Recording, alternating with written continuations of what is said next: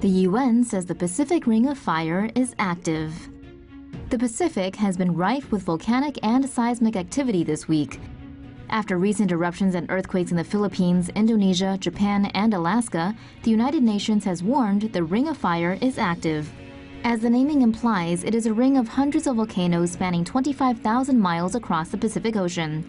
Much of it was created through the subduction of tectonic plates. This is where oceanic crust of the Earth clashes with heavier continental plates and is forced underneath them due to the weight. The resulting pressure is explosive and results in magma eruptions and earthquakes. Because of these subduction zones, the Ring of Fire is home to 452 volcanoes and around 90% of the world's earthquakes. Volcanoes and quakes. If Yellowstone blows, it's goodnight Vienna. A volcanic eruption at Yellowstone National Park would be an American natural disaster on a scale that the country has never seen. The event would potentially see millions of casualties and wipe out the West Coast, with its ashfall stretching far beyond U.S. borders. This would cause a volcanic winter, during which widespread starvation would be a threat. According to UN estimates, global food reserves could last only 74 days. Fortunately, the actual chances of that happening are 1 in 730,000, and America's top brains are on the case to stop it from even happening. To preempt such a catastrophe, NASA has developed a plan to drill underneath Yellowstone and pump its magma chamber full of water, extracting the heat. Cooling the magma rock would occur at a rate of 1 meter per year, meaning it could take thousands of years to eliminate the risk of eruption. The cost of NASA's plan is estimated to be $3.5 billion US. However, the space agency expects the clean energy derived from heat extraction would offset this via lower power costs and the creation of geothermal plants. This plan only covers Yellowstone. It doesn't include the other half-dozen supervolcanoes in the USA or the 20 others elsewhere on the planet. But experts say they rarely blow, and Yellowstone only erupts every 600,000 years. And when was the last time it blew? Around 600,000 years ago, give or take a few millennia.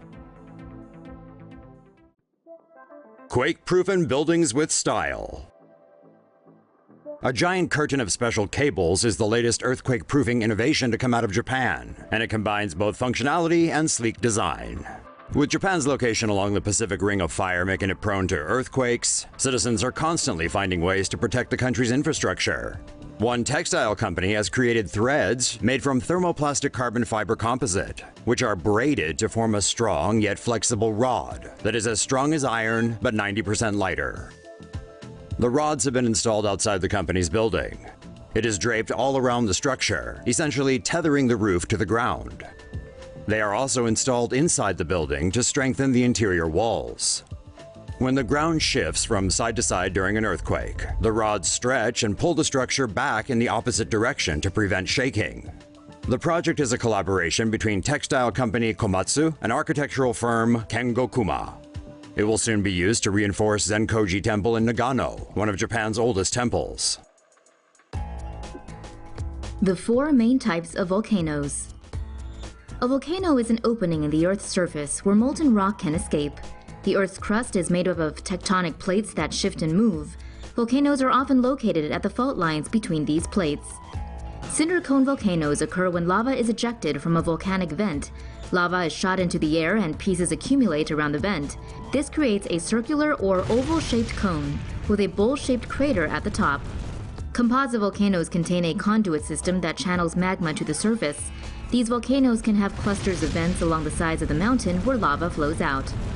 Shield volcanoes are large, broad volcanoes where lava pours out in thin layers, allowing it to travel farther down the shallow slopes. They build up slowly, with hundreds of eruptions creating many layers. Lava domes are created when small masses of thick lava can't flow far from the source, so domes pile up around the vent. The dome grows by expansion of lava from within, and the mountain forms from material spilling off the sides of the dome. Stanford is turning internet cables into one big quake sensor. Awesome science coming out of Stanford this month may change earthquake detection as we know it. Stanford researchers are using miles of optical fiber cable installed beneath their university campus in a figure-8 shape to observe earthquakes. They used laser interrogators from company OptiSense to record seismic activity on the cables. The technology could one day be used by civil engineers to design buildings more capable of withstanding earthquakes. And that, Tomo sapiens, at least for earthquake-prone California, is awesome news.